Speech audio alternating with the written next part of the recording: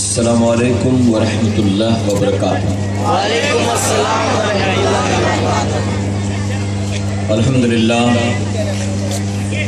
الحمد للہ رب العالمین والعاقبۃ للمتقین والصلاة والسلام علی سید الانبیاء والمرسلین، اما بعد فاعوذ باللہ من الشیطان الرجیم، بسم اللہ الرحمن الرحیم۔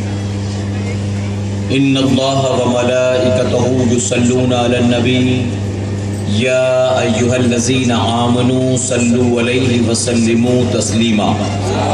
اللہم صل علی سیدنا وشفیعنا ونبینا ومولانا محمد بارک وسلم۔ صلوا علیہ صلاۃ و سلام علیک یا رسول اللہ، صلاۃ و سلام علیک یا حبیب اللہ، صلی اللہ تعالی علیہ وسلم۔ صدق اللہ مولانا العلی العظیم و صدق نبی الامین المختار الکریم، ونحن علی ذلک لمن الشاہدین والشاکرین والحمد للہ رب العالمین۔ باد توحید کے متوالو، شمع رسالت کے پروانوں، غوث و خواجہ اور رضا کے چاہنے والوں، آئیے سب سے پہلے ہم اور آپ نہایت ہی ادب اور احترام کے ساتھ اپنے اور ساری کائنات کے مرکز عقیدت جناب محمد رسول اللہ صلی اللہ تعالی علیہ وسلم کی بارگاہ بے کس پناہ میں جس طرح سے میں آپ کو پڑھاؤں میرے ساتھ مل کر بآواز بلند حدیث غلامی درود و سلام کے انداز میں پیش کریں۔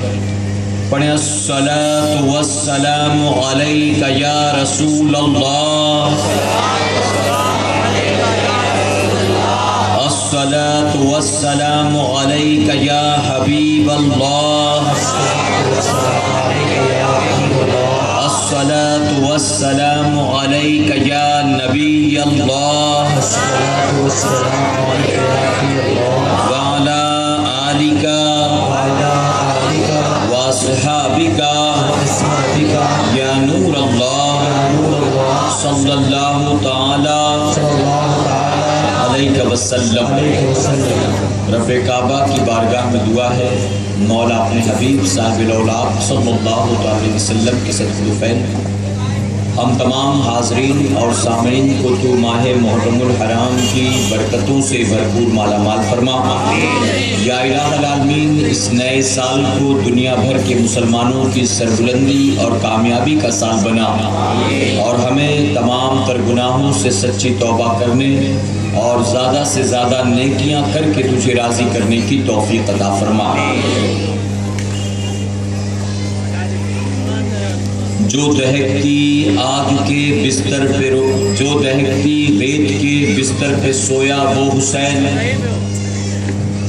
جو دہکتی ریت کے بستر پہ سویا وہ حسین، جس نے اپنے خون سے دنیا کو دھویا وہ حسین، جو جواں بیٹے کی میت پہ نہ رویا وہ حسین، اپنا سب کچھ کھو کے پھر بھی کچھ نہ کھویا وہ حسین، مرتبہ اسلام کا جس نے دوبالا کر دیا، مرتبہ اسلام کا جس نے دوبالا کر دیا، خون نے جس کے دو عالم میں اجالا کر دیا۔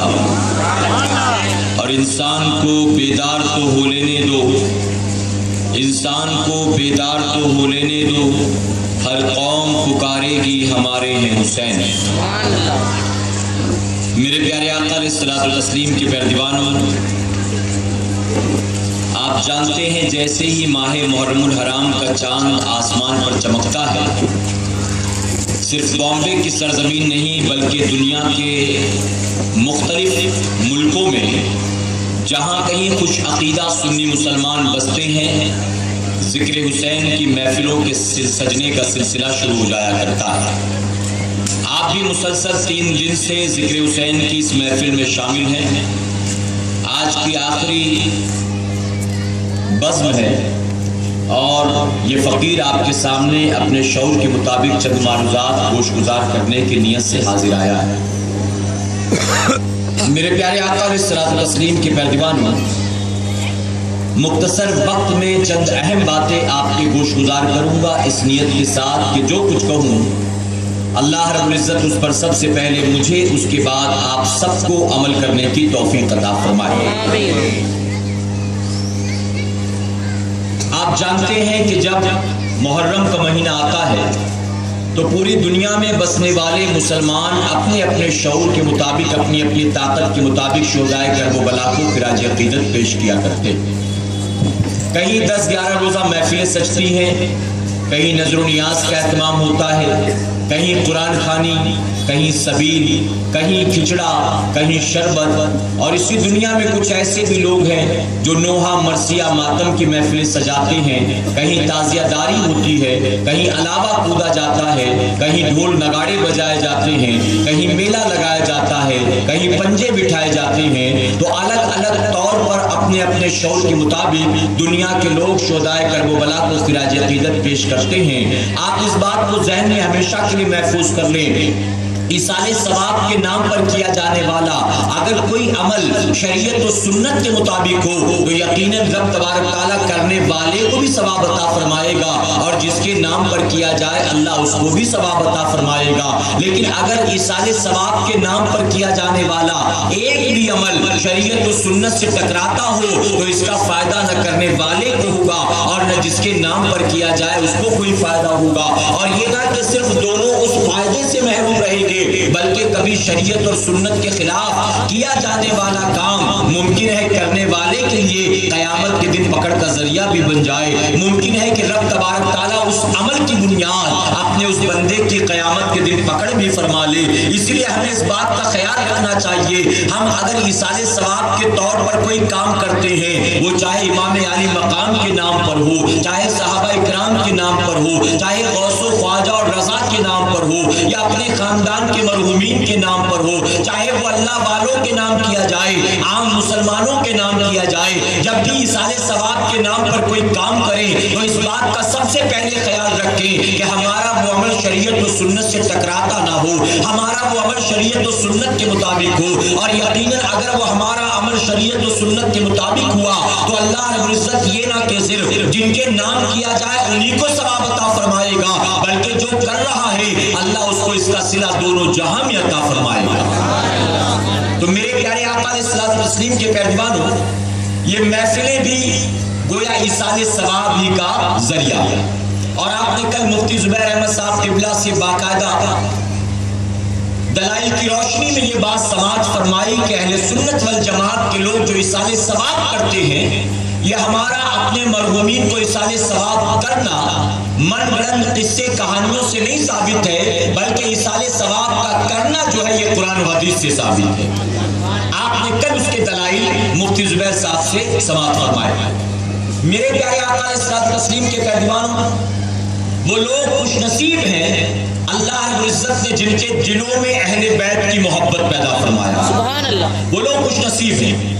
یقیناً میرے آقا جناب محمد رسول اللہ صلی اللہ علیہ وسلم نے ہم پر بے شمار احسانات فرمائے، بے شمار احسانات۔ میرے آقا نے بھٹکتے ہوئے انسان کو اللہ سے ملا دیا، یہ آقا کا احسان نہیں تو اور کیا۔ میرے آقا نے ایمان کی دولت عطا فرمائی، قرآن جیسا قانون لا کر دیا۔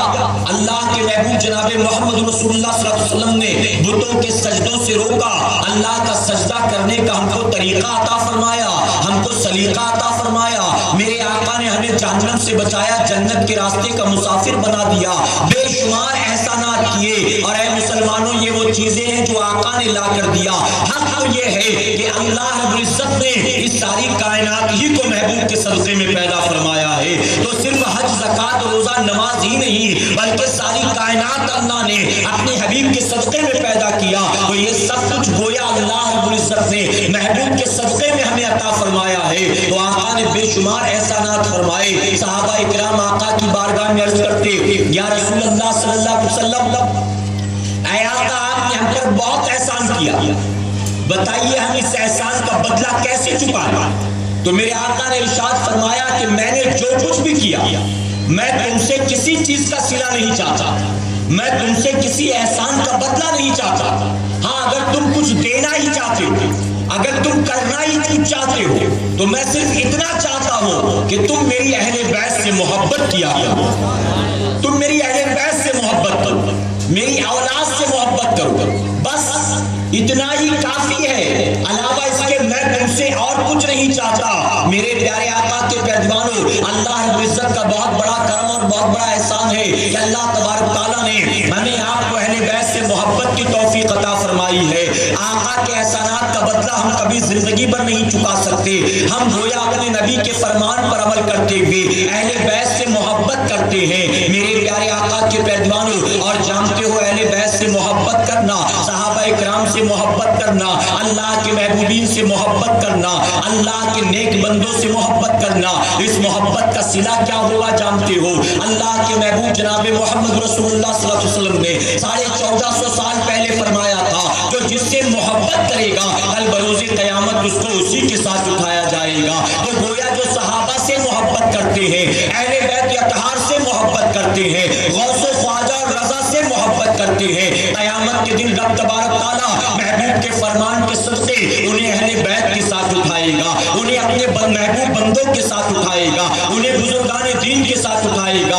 آج آپ جانتے ہو ترقی یافتہ دور ہے، ایک فرقہ پوری طاقت کے ساتھ، ایک گروہ پوری طاقت کے ساتھ جو ہے اس بات کو ثابت کرنے کی کوشش میں لگا ہے معاذ اللہ کہ حسین غلط تھے اور یزید صحیح تھا معاذ اللہ۔ پوری طاقت کو لگاتے ہیں اور یہ ثابت کرنا چاہتے ہیں یزید جنتی تھا اور امام حسین غلط تھے معاذ اللہ۔ اپنی کتابوں میں باقاعدہ وہ یزید کو امیر المومنین لکھتے ہیں معاذ اللہ، اپنی تقریروں میں باقاعدہ معاذ اللہ وہ یزید کو بار بار رضی اللہ عنہ کہہ کے مخاطب ہوتے ہیں۔ وہ گویا یہ ثابت کرنے کی کوشش کرتے ہیں کہ کربلا کے میدان میں حسین غلط تھے اور یزید حق پر تھا معاذ اللہ۔ میرے پیارے آقا علیہ الصلوۃ والتسلیم کے پیروانوں، ایسے باطل فرقے والوں سے، ایسے باطل عقائد والوں سے، ایسے باطل گروہ والوں سے ہم صرف اتنا کہنا چاہتے ہیں اپنے آپ کو تم بہت اہل حدیث بنتے ہو، کیا تم نے ان حدیثوں کو نہیں پڑھا ہے جہاں میرے آقا نے فرمایا تو جس سے محبت کرے گا کل بروز قیامت اس کو اسی کے ساتھ اٹھایا جائے گا۔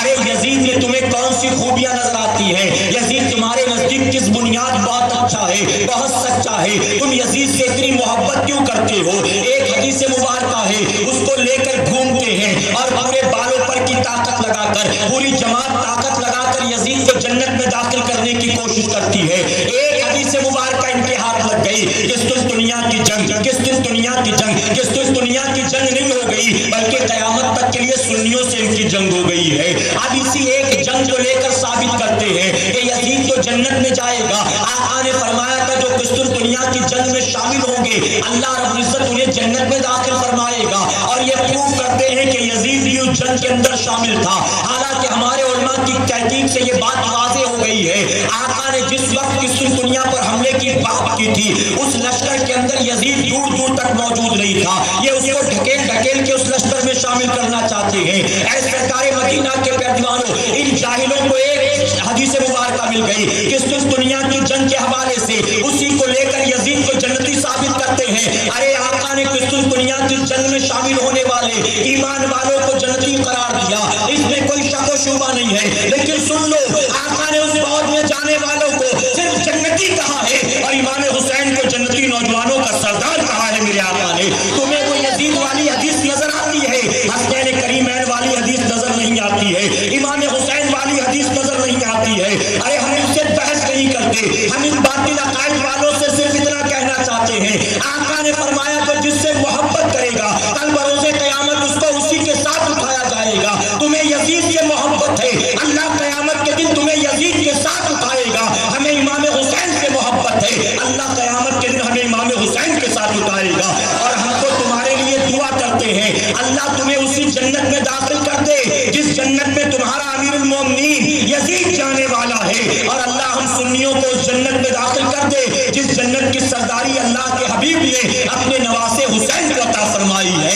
تمہیں یزید کی محبت مبارک ہو، ہمیں امام علی مقام کی محبت مبارک ہو۔ میرے پیارے آقا علیہ الصلوۃ والتسلیم کے پیروانوں، ان کے گروہ میں، ان کے فرقے میں ایک مبلغ ہے ان کا جو سوٹ بوٹ لگاتا ہے، ٹائی وائی پہنتا ہے اور جس کے پاس ڈگری ڈاکٹری کی، لیکن شکل سے دور دور تک ڈاکٹر نہیں بلکہ پیدائشی بیمار نظر آتا ہے۔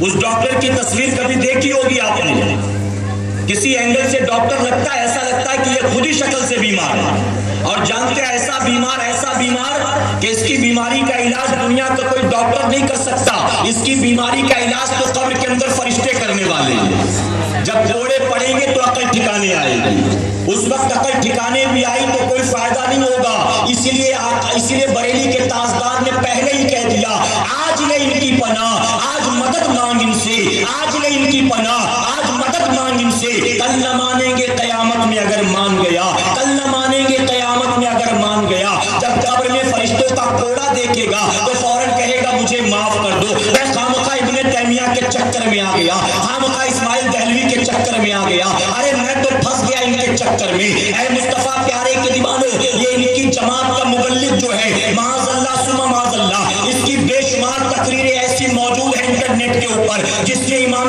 علی مقام کی شان میں گستاخی کرتا ہے، امام حسین کے نانا کی شان میں گستاخی کرتا ہے، یزید کی پوری طاقت لگا کر حمایت کرتا ہے، اپنی تقریر میں بار بار اسے معاذ اللہ رضی اللہ تعالیٰ کہتا ہے، رضی اللہ تعالیٰ کہتا ہے۔ اور صرف اتنا نہیں ہے بلکہ ان کی جماعت نے باقاعدہ من گڑت روایتوں سے اپنی کتاب میں یہاں تک لکھا، یہ سنی جو کہتا ہے کربلا میں 10 تاریخ کو جنگ ہوئی تھی اور 10 محرم کو امام حسین کو شہید کیا گیا، ان کے بچوں کو شہید کیا گیا، یہ سنیوں کا کہنا سوائے من گڑت قصے کہانیوں کے اور کوئی حقیقت نہیں رکھتا معاذ اللہ۔ وہ من گڑت روایتوں سے یہ ثابت کرتے ہیں، جھوٹی روایتوں سے یہ ثابت کرتے ہیں حسین 10 محرم کو کربلا میں موجود ہی نہیں تھے۔ اے سرکار مدینہ علیہ الصلوۃ والتسلیم کے پیروانوں، یہ کہتے ہیں کہ حسین 10 محرم کو کربلا میں آئے نہیں تھے تو پانی کیسے بند کیا گیا، ان کو پیاسا تڑپایا کیسے گیا، ان کو شہید کیسے کیا گیا، حالانکہ صرف ہمارے علماء نہیں بلکہ جو اکابرین گزرے ہیں، اے مسلمانوں آج کے جو علماء ہیں ان کے علاوہ جو بزرگان دین جو بہت پہلے کے تاریخ نگار موجود ہیں، تاریخ لکھنے والے موجود ہیں، اگر ان تاریخ لکھنے والوں کی کتابیں اٹھا کر دیکھ لو تو ان کتابوں کے اندر بھی باقاعدہ یہ ساری چیزیں ہو ایسے ہی موجود ہے جیسے کہ آج کا سنی بیان کیا کرتا ہے، آج کا سنی جیسے بتایا کرتا ہے۔ اور سن لو الحمدللہ، اللہ رب العزت کا بڑا کرم اور بڑا احسان ہے، میرے مولا نے ہمیں یزیدیوں کی جماعت میں پیدا نہیں کیا، ہمیں اللہ رب العزت نے اس جماعت میں پیدا کیا جس جماعت میں غریب نواز پائے جاتے ہیں، جس جماعت میں غوث اعظم پائے جاتے ہیں۔ آج سنی حسین کی تعریف کرے تمہارے سینے پہ سانپ لوٹتا ہے، اس سے ہماری صحت پر کوئی فرق نہیں پڑتا، ہم تو امام حسین کی تعریفیں اس لیے کرتے ہیں، ان کی تعریفیں خود میرے آقا نے فرمائی ہے، آقا نے ان کی شان بیان کی ہے۔ اور صرف اتنا نہیں بلکہ ہندوستان میں بسنے والے اے مسلمانوں، تم کو ایمان کی دولت جس غریب نواز نے عطا فرمائی ہے وہ غریب نواز بھی امام حسین کی شان بیان کرتے نظر آتے ہیں اور خود فرماتے ہیں شاہ است حسین، بادشاہ است حسین۔ اے مسلمانوں، غریب نواز گویا خود ذکر کر رہے ہیں شہدائے کربلا کا، اور ہم امام حسین کو جنتی نوجوانوں کا سردار کہیں، جنتی کہیں، حق کہیں تو تمہیں ہضم نہیں ہوتا، لیکن امام حسین کے بیٹے غریب نواز نے خود اپنے نانا کے حوالے سے، امام علی مقام کے حوالے سے فرمایا شاہ است حسین، بادشاہ است حسین، دین است حسین، دی پناہ است حسین۔ ہم جنتی نوجوانوں کا سردار کہے تم ہضم نہیں کر پاتے، ارے غریب نواز تو انہیں دین کہہ رہی ہے، دین است حسین، دی پناہ است حسین، اور تم کہتے ہو یہ کربلا کا قصہ من گڑت ہے معاذ اللہ۔ ارے جنہوں نے ہم کو ایمان کی دولت دی وہ غریب نواز خود فرماتے ہیں، خود آپ نے ذکر کیا شہدائے کربلا کا، خود فرماتے شاہ است حسین، بادشاہ است حسین، دین است حسین، دی پناہ است حسین، سرداد نہ داد دشت در دشت یزید حتیٰ کہ بنائے لا الہ است حسین۔ خود فرماتے کہ امام علی مقام نے یزید کے ہاتھ پر ہاتھ نہیں دیا، اپنا سر اگرچہ دے دیا، تو غریب نواز جنہوں نے ایمان کی دولت عطا فرمائی وہ خود گویا ان اشعار کے ذریعے کربلا کا منظر ہماری آنکھوں کے سامنے کھینچتے، خود بتا رہے کربلا میں کیا کچھ ہوا، اور آج یہ انکار کرے تو اس کے انکار سے کوئی فرق نہیں پڑتا۔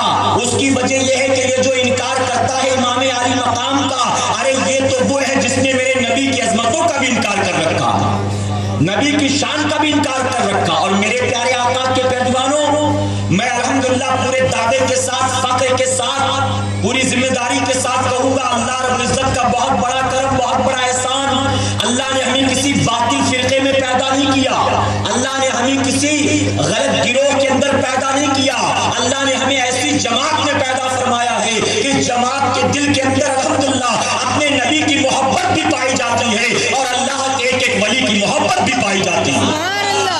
یہ جماعت وہی جماعت ہے جس کی نشاندہی 1450 سال پہلے میرے آقا نے فرمائی تھی۔ فرقے تو 73 ہوں گے لیکن جنت میں ایک ہی گروہ جائے گا، اور الحمدللہ ہم پوری ذمہ داری کے ساتھ کہتے ہیں وہ جنتی جماعت کوئی اور نہیں ہے، اگر وہ ہے تو صرف اہل سنت والجماعت ہو۔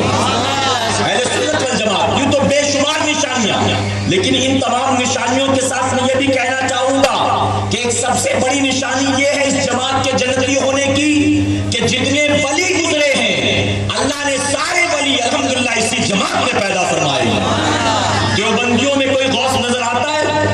غیر مقلدین میں اہل حدیث جو بنگڑن جھوٹے ہیں ان میں کوئی خواجہ نظر آتا ہے آپ کو؟ کوئی داتا ہے؟ داتا بھی یہاں ہے، غوث بھی یہاں ہے، خواجہ بھی یہاں ہے، سارے پیر فقیر مخدوم سارے اللہ نے اسی جماعت میں پیدا فرمائے۔ اور اس کی وجہ جانتے ہو کیا ہے؟ اس کی وجہ کہ اللہ کا ولی کوئی بے ایمان بن ہی نہیں سکتا، ایمان والا ہوگا اللہ اسی کو مقام ولایت عطا فرماتا ہے۔ اور اسی جماعت میں سارے ولی پیدا ہوئے تو یہ معلوم ہوا کہ یہ بے ایمانوں کی جماعت نہیں ہے بلکہ یہی ایمان والوں کی جماعت ہے الحمدللہ۔ اور اے سنیوں، میں یہ بھی عرض کرنا چاہوں گا کہ الحمدللہ ہندوستان کی سرزمین پر دین اسلام کسی وہابی دیوبندی نے نہیں پھیلایا ہے بلکہ ہندوستان کی سرزمین پر دین کا پرچم لہرایا ہے ایک حنفی سنی کسی اور نے نہیں بلکہ میرے غریب نواز نے لہرایا ہے۔ اور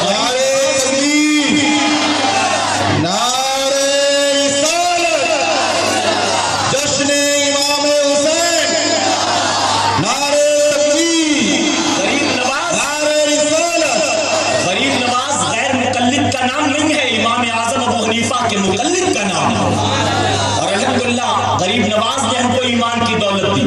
یہی وجہ کہ ہم صاحب ایمان بھی ہیں اور امام اعظم ابو حنیفہ کے مقلد بھی ہیں الحمدللہ۔ میرے پیارے آقا علیہ الصلوۃ والتسلیم کے پیروانوں، بہت ساری باتیں بعض لوگ کہتے ہیں کہ امام حسین معاذ اللہ کربلا کے میدان میں تخت و تاج کی لالچ میں آئے تھے، تخت و تاج کی لالچ میں اس لیے آئے تھے تاکہ خلیفہ بن جائیں، امیر المومنین بن جائیں۔ میرے پیارے آقا علیہ الصلوۃ والتسلیم کے پیروانوں، میں عرض کرنا چاہتا ہوں کہ دنیا کا کوئی انسان بڑا عہدہ پانے کے بعد کیا بتاؤ چھوٹے عہدے کی لالچ رکھتا ہے؟ کسی کو بڑی پوسٹ مل جائے، کوئی بینک میں مینیجر بن جائے تو کیا وہ تمنا رکھتا ہے کہ پیون بھی میں ہی بنتا تو کاش کتنا اچھا ہوگا، ڈبل سیلری مجھ کو مل جاتی، مینیجر کی بھی رکھتا پیون کی بھی رکھ لیتا؟ کیا بتائیے وہ یہ تمنا کرتا ہے؟ ارے جس کو بڑا عہدہ مل جائے وہ چھوٹے عہدے کی تمنا نہیں کرتا۔ ایک سوشل ورکر کارپوریٹر بننے کی تو آرزو رکھتا ہے، ایک کارپوریٹر ایم ایل اے بننے کی تمنا رکھتا ہے، M L A M P بننے کی تمنا رکھتا ہے، ایک ایم پی اسٹیٹ لیول پر منسٹر بننے کی تمنا رکھتا ہے، اسٹیٹ لیول کا منسٹر جو ہے سینٹرل گورنمنٹ میں منسٹر بننے کی تمنا رکھتا ہے، اوپر جانے والا نیچے واپس آنے کی آرزو نہیں رکھتا۔ امام حسین کے بارے میں یہ بہت بڑا الزام ہے، حسین تخت و تاج کی لالچ میں کربلا میں آئے تھے معاذ اللہ، حکومت اور خلافت کی لالچ میں کربلا میں آئے تھے معاذ اللہ۔ ارے امام علی مقام کے دل میں آخر دنیا کے تخت و تاج کی لالچ کیا ہوتی؟ امام حسین جانتے تھے ایک دن موت کا مزہ چکھنا ہے، ایک دن دنیا کو ختم ہو جانا ہے، ایک دن خلافت کو چھن جانا ہے، ایک دن تخت و تاج کو پلٹ جانا ہے۔ حسین دنیا کے تخت و تاج سے محبت کیوں کرتے؟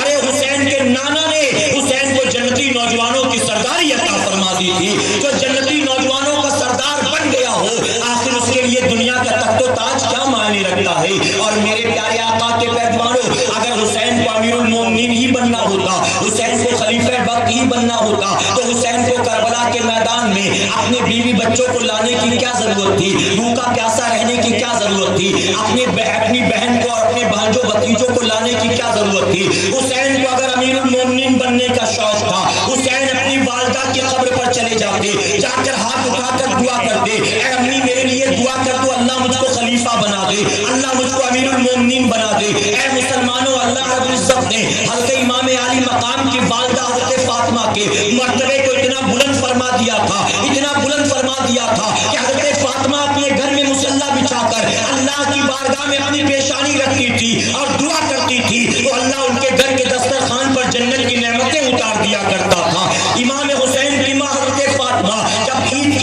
گئی اپنے گھر میں مصلی بچھا کر اللہ کی بارگاہ میں دعا کرتی ہیں، اے اللہ کل عید کا دن ہے، کل مدینے کے غریب سے غریب مسلمانوں کے بچے نئے جوڑے پہنیں گے، اے اللہ تیرے حبیب کے نوازوں کے پاس کل پہننے کو نیا جوڑا نہیں ہے، اے مولا اس بات کا افسوس نہیں ہے کہ امام حسن اور حسین کے پاس کل پہننے کو نیا جوڑا نہیں ہے، بلکہ افسوس صرف اس بات کا ہے کل لوگ تانا دیں گے حسین کو، کل امام حسن کی طرف لوگ انگلیاں اٹھائیں گے، اے اللہ لوگ تیرے محبوب کے نوازوں کو تانا دیں گے اور کہیں گے تمہارے پاس عید کے دن پہننے کو نیا جوڑا نہیں ہے۔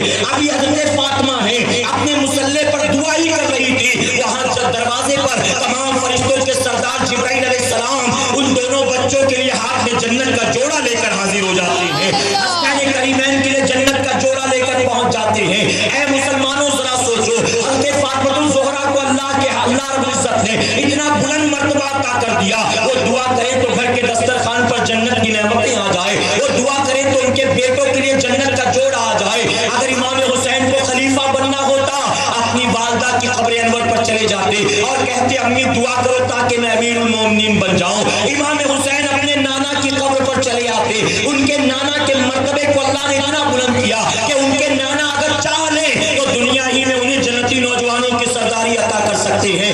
ارے جو مالک و مختار میرا آقا اپنے نوازوں کو جنتی نوجوانوں کا سردار بنا سکتا ہے، کیا وہ امیر المومنین نہیں بنا سکتا ہے؟ کیا وہ خلیفہ نہیں بنا سکتا ہے؟ اے مسلمانوں یہ باطل عقیدہ ہے، اہل بیت کی دشمنی ہے جو کہتا ہے حسین کربلا کے میدان میں تخت و تاج کی لالچ میں آئے تھے۔ ہم خوش عقیدہ سنیوں کا ماننا ہے حسین اپنی دنیا سنوارنے نہیں آئے تھے، اپنے نانا کے دین کی حفاظت کے لیے آئے تھے، اپنے نانا کے دین کو بچانے کے لیے آئے تھے۔ میرے پیارے آقا علیہ الصلوۃ والتسلیم کے پیارے دیوانوں، آپ نے علماء کرام سے کربلا کا مکمل منظر دیکھا ہوگا، واقعات سماعت فرمائے ہوں گے، میں ان واقعات میں نہیں جاتا۔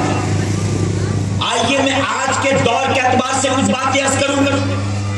آج ذکر حسین کی محفل سجاتے ہیں، سبیل لگاتے ہیں، کھچڑا بھی ہے، شربت بھی ہے، نظر و نیاز بھی ہے، قرآن خوانی بھی ہے، بے شمار چیزیں ہم کرتے ایصال ثواب کے نام پر، لیکن جب ہم اپنی آبادیوں کا جائزہ لیتے ہیں تو ہمیں یہ معذرت کے ساتھ کہنا پڑتا ہے کہ آج کا حسینی صرف زبانی حسینی رہ گیا، علاوہ اس کی زندگی میں امام علی مقام کا کوئی عمل دور دور تک نظر نہیں آتا، صرف زبانی حسینی۔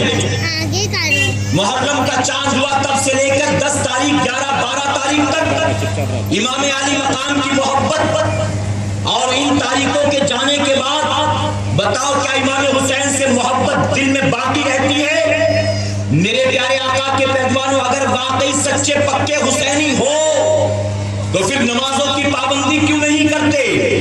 سچے پکے حسینی ہو تو تمہاری زبان پر گالیاں کیسے آتی ہیں؟ سچے پکے حسینی ہو تو تمہاری غیرت کو اس وقت کیا ہو جاتا ہے جب تم فلموں کا ٹکٹ خریدتے ہو؟ اگر سچے پکے حسینی ہو تو تمہارا ضمیر کیا اس وقت مردہ ہو جاتا ہے جب تم لاٹری کا ٹکٹ خریدتے ہو؟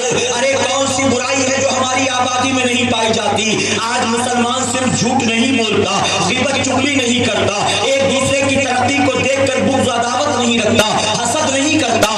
آج کے دور کا مسلمان معاذ اللہ شراب بھی پیتا نظر آتا ہے، جھوٹ بھی بولتا ہے، زنا بھی کرتا ہے، سود بھی کھاتا ہے، جوا بھی کھیلتا ہے۔ آج کے دور کا مسلمان اپنی گندی نگاہیں دوسروں کی بہو بیٹیوں پر ہمیشہ ڈالے رکھتا ہے۔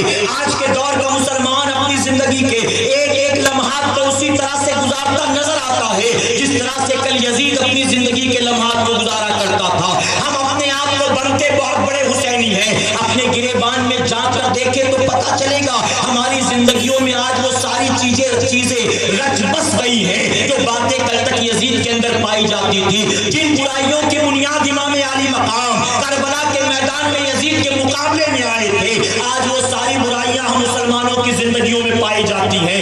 اے سرکار مدینہ علیہ الصلوۃ والتسلیم کے پیروانوں، تاریخ کی کتابوں کو اٹھا کر جائزہ لو۔ حافظ ابن کثیر جو ابن تیمیہ کے شاگرد ہیں، آپ نے اپنی کتاب البدایہ والنہایہ کے اندر یزید کا سارا کچا چٹھا بیان کر دیا، اور اپنی کتاب کے اندر وہ لکھتے ہیں یزید صرف جھوٹ نہیں بولتا تھا بلکہ یزید شراب پینے کا عادی تھا۔ یزید وہ پہلا مسلمان تھا جس نے چہرے سے داڑھی کو مڈایا تھا۔ یزید ناچ گانے کا اتنا شوقین تھا کہ اس کے محل तनख्वाह पर तवाइफों को रखा था, रक़ासाएं सैलरी में उसके जो है उसके महल के अंदर रहती थी, ढोल बजाने वाले, तबला हारमोनियम बजाने वाले बाकायदा तनख्वाह में उसके महल में थे, और रोजाना जब रात आती थी तो बाकायदा नाच गाने की महफिल सजती थी। यजीद संगीत साथियों के साथ बैठकर रात भर शराब और शबाब और कबाब की महफिल में डूबा रहता था।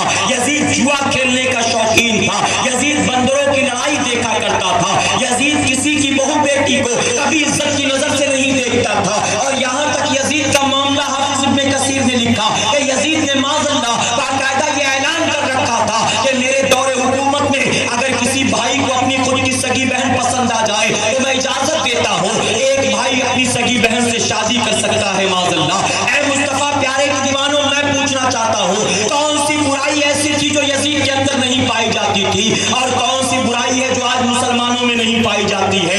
आज मुसलमान सिर्फ जो है गिबत चुगली ही तक मुब्तला नहीं रहता। आज के दौर के मुसलमान माज़अल्लाह अफीम का इस्तेमाल करते नजर आते हैं, चरस पीते नजर आते हैं, गांजा पीते नजर आते हैं, बाकायदा इंटरेस्ट पर पैसे लोगों को देते हैं, सूद खाते नजर आते हैं। आज छोटी छोटी जरूरियात पड़ जाए, हमारी बीवी जाती है सुनार की दुकान पर जेवर रखकर इंटरेस्ट पर पैसा लेकर आ जाती है। आज ये आम बातें हो चुकी हैं। अपने आप को हुसैनी कहलाते हो, अमल कौन सा इमाम आली मकाम की तरह जरा बता दो। ऐ मुस्तफा प्यारे के दीवानों, मैं पूछना चाहता हूँ फज्र की अजान जब होती है उस वक्त हम कहाँ होते हैं? हमारी पेशानी क्या मुसल्ले पर होती है? हम क्या अल्लाह के घर में मौजूद होते हैं? जब फज्र की अजान होती है हम और आप अपने बिस्तर पर नजर आते हैं, हम और आप अपने तकिए पर नजर आते हैं, हम नींद की आगोश में खोए नजर आते हैं। मैं पूछना चाहता हूँ क्या सिर्फ खिचड़ा खा लेने से कोई हुसैनी बन जाता है? क्या सिर्फ शरबत पी लेने से कोई हुसैनी बन जाता है? क्या सिर्फ 100-200 रुपया इन महफिलों में चंदा दे देने से कोई हुसैनी बन जाता है? अपनी तरफ से एक महफिल में नजर नियाज तकसीम कर लेने से कोई हुसैनी बन जाता है? ताजिया उठा लेने से कोई हुसैनी बन जाता है? अलम बिठा लेने से कोई हुसैनी बन जाता है? क्या सिर्फ मेला लगा लेने से कोई हुसैनी बन जाता है? ऐ मुसलमानों, जिंदगी भर कहते रहो हम हुसैनी हैं, हम हुसैनी हैं, हम हुसैनी हैं। अमल अगर इमाम आली मकाम की तरह ना हुआ,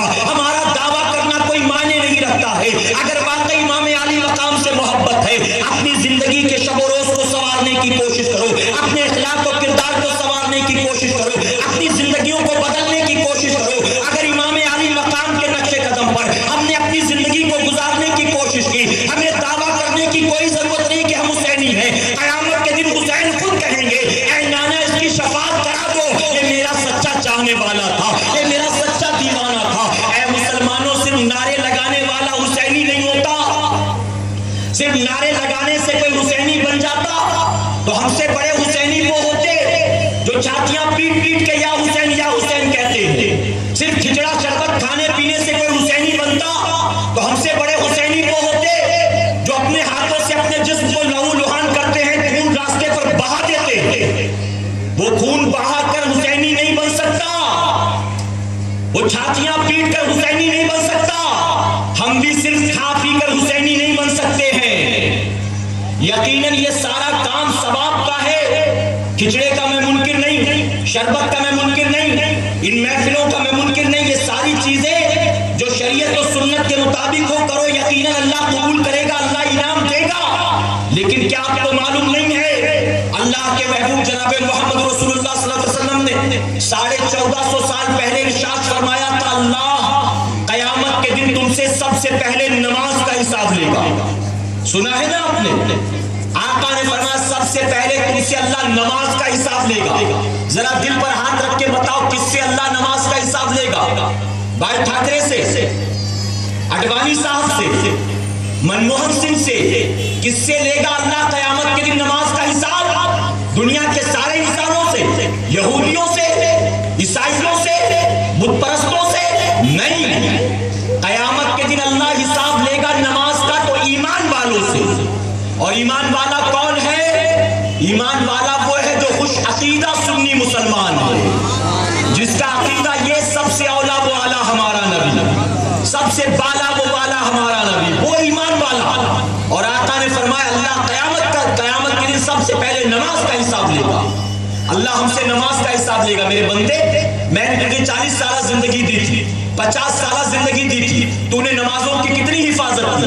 हम कहेंगे मौला چھٹی کو اجمیر شریف جاتے تھے.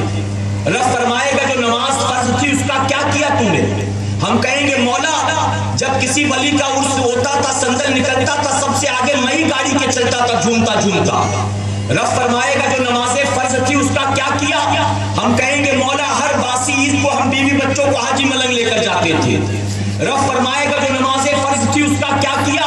مولا ہر جمعرات کو ماہم درگاہ شریف جاتا تھا بیوی بچوں کو لے کر. میں نے جو نماز فرض کی تھی اس کا کیا کیا؟ اے اللہ میں کھچڑا بھی محرم کا خوب کھایا کرتا تھا. جو نماز فرض تھی اس کا تو نے کیا کیا؟ اے اللہ میں تو شربت بنا کر بانٹا کرتا تھا. رب تبارک تعالیٰ فرمائے گا جو نماز فرض تھی اس کا کیا کیا؟ اے مسلمانوں میں پوچھنا چاہتا ہوں قیامت کے دن آقا فرماتے ہیں سب سے پہلے نماز کا حساب ہوگا. تم آئیں بائیں بکو گے, اللہ اس سوال کو چھوڑ دے گا؟ معاف ہو جائے گا؟ میں نہیں کہتا, میرے آقا نے خود فرمایا تھا سب سے پہلے نماز کا حساب ہوگا, اور نماز درست ہے اللہ سب کچھ قبول فرما لے گا. سب کچھ, سب سے پہلے نماز یہ درست, آقا فرماتے سب قبول ہو جائے گا. اور اگر نماز ہی میں پھنس گئے تو بتاؤ باقی ساری چیزوں کی سنوائی ہے؟ باقی ساری چیزوں کی گنتی ہے؟ سیدنا عمر فاروق اعظم رضی اللہ عنہ ارشاد فرماتے جس پر فرض کا قرض باقی ہو اللہ اس کی نفل عبادتیں قبول نہیں کرتا. یقیناً محفلیں اچھی بات, کھچڑا شربت نظر و نیاز سبیل سب اچھی بات, لیکن اس میں سے کوئی چیز فرض نہیں ہے. یہ سب نفلی عبادتیں ہیں, ان سب پر سختی سے عمل کرتے ہو, پابندی سے عمل کرتے ہو, لیکن جو چیز فرض ہے بتاؤ اس پر کتنا عمل کرتے نظر آتے ہو, کتنا عمل کرتے ہو؟ امام علی مقام کربلا کے میدان میں کیوں آئے تھے یزید کے مقابلے؟ کھچڑے کا جھگڑا تھا, شربت کا لفڑا تھا, کس وجہ سے آئے تھے؟ یزید نے انکار کیا تو میں محفل نہیں سجانے دوں گا. حسین نے کہا میں محفل سجوا کر رہوں گا. کیا اس بات کا جھگڑا تھا؟ علم کا, جھنڈے کا, ڈھول کا, میلے کا, تعزیے کا, مرثیے کا, کس بات کا جھگڑا تھا؟ یزید بے نمازی تھا, امام حسین نمازی ہوا کرتے تھے. یزید جمعہ کی 2 رکعت پڑھ کر بھاگنے والے کا نام ہے, اور حسین 5 وقت اللہ کی بارگاہ میں سجدہ کرنے والے کا نام ہے.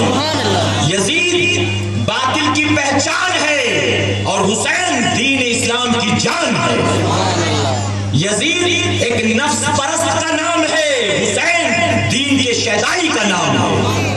اے مسلمانوں, فجر کے وقت بستر پر پڑے رہنا, تکیوں سے محبت کرنا, یہ یزید پلیت کا کام ہے.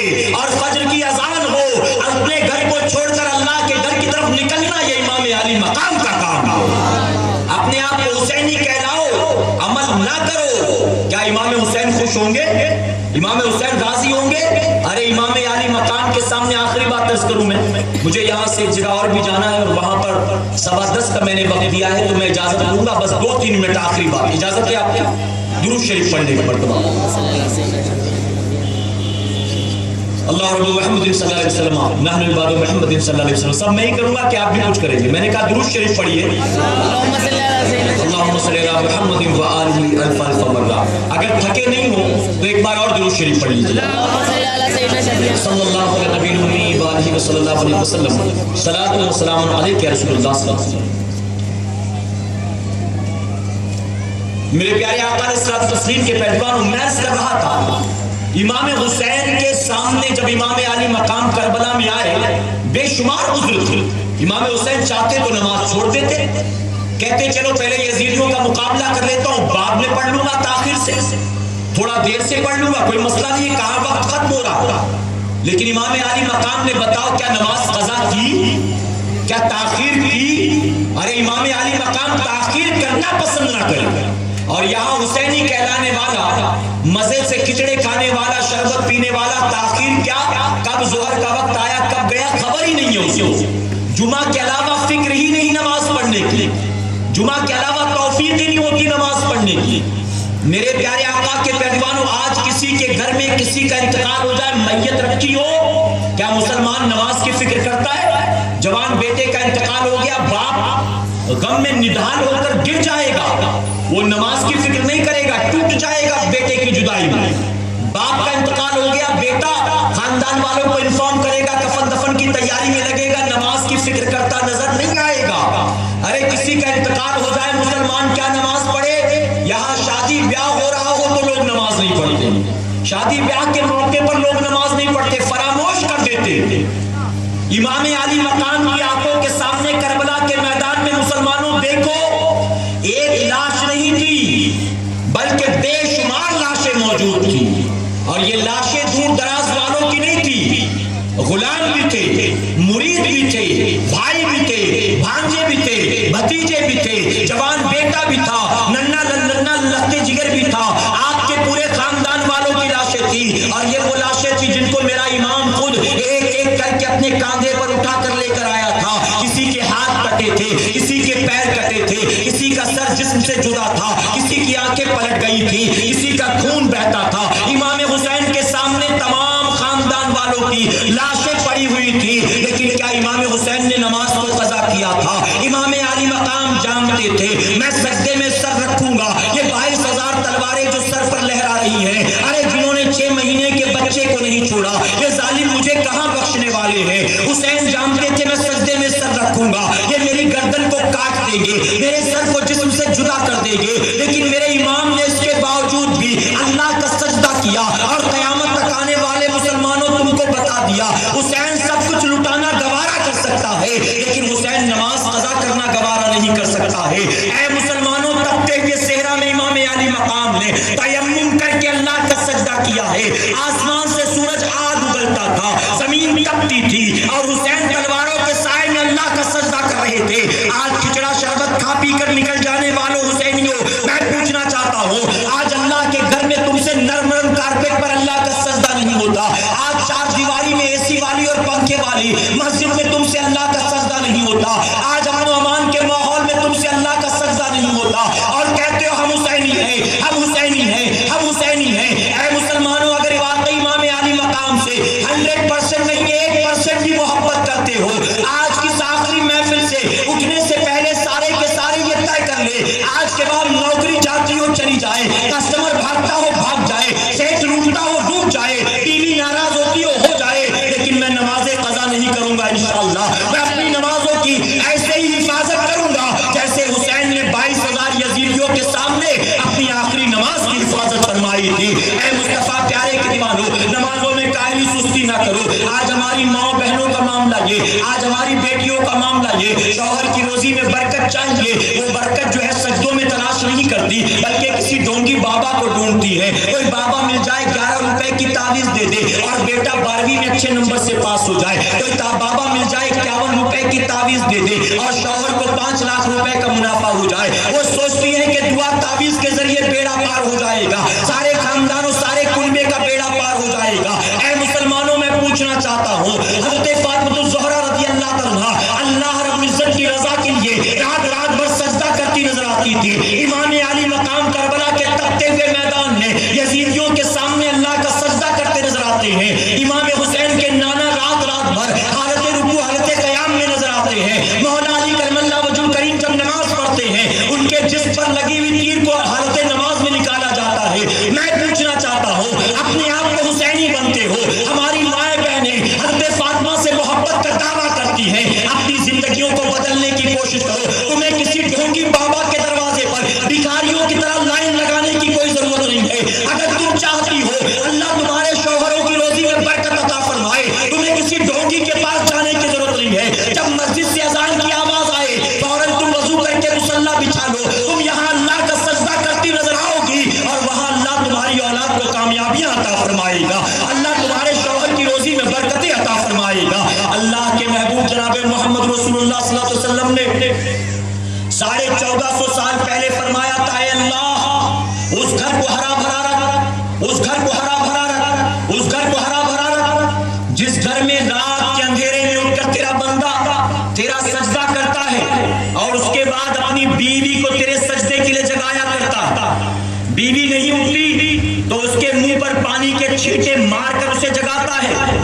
آگے آگے فرماتے ہیں، اللہ اس گھر کو ہرا بھرا رکھ، اس گھر کو ہرا بھرا رکھ، اس گھر کو ہرا بھرا رکھ، جس گھر میں رات کے اندھیرے میں تیری بندی اٹھ کر تیرا سجدہ کرتی ہے، اس کے بعد اپنے شوہر کو جگاتی ہے، شوہر نہیں جاگتا تو اس کے منہ پر پانی کے چھینٹے مار کر جگایا کرتی ہے۔ میں پوچھنا چاہتا ہوں، یہاں جتنے لوگ موجود ہیں، ہم میں سے کوئی ایک بھی ایسا ہے شادی ہو کر 5 سال ہو گئے، 10 سال ہو گئے، 15 سال ہو گئے، کیا